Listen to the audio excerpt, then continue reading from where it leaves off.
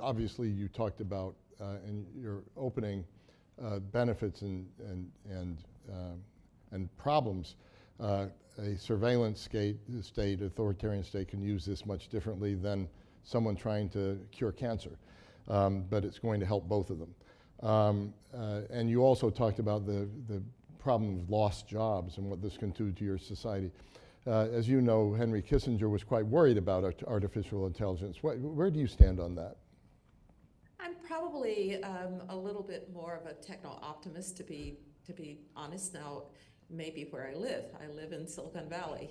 Yeah. I'm quite aware that human beings have tended to be way better at the knowledge part of technology than at the wisdom part. If we think about the splitting of the atom, it made it possible to turn on the lights with civil nuclear power. It made it possible to do medical isotopes. We also built the bomb. So we shouldn't be unaware of our sometimes inability to use these technologies for the common good.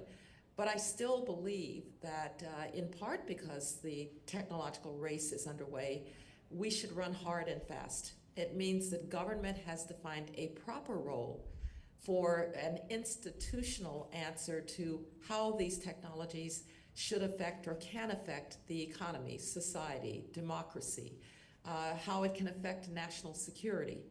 But I'm probably on the light side of the restrictions, the light side of regulation, because regulators will sometimes regulate even if they don't understand what they're regulating. And we're in a period right now where we're in a kind of unknown about these technologies. So I would like to make this a time when we educate ourselves better, particularly policymakers educate themselves better about the potential for these technologies, about what's over the horizon. Here at Hoover, we have joined forces with our computer scientists, with our robotics engineers and scientists, with people who study space, who study synthetic biology, to create something called the Stanford Emerging Technology Review. And the idea is, let's look at the frontiers with the scientists who are in the labs, and let's talk about those policy implications as an educational process.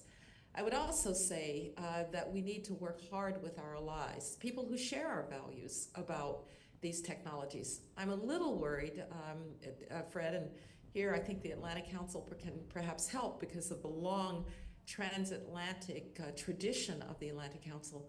We have a bit of a problem in that the innovation is largely in the United States, to a certain extent in Great Britain because of Oxford and what they're doing.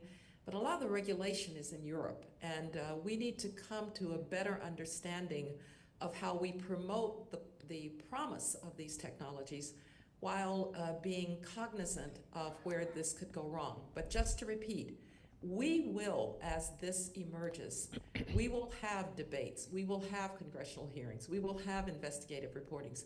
We saw what authoritarians do during COVID. They hide the facts, they won't answer questions, and so let's make sure that we win this race.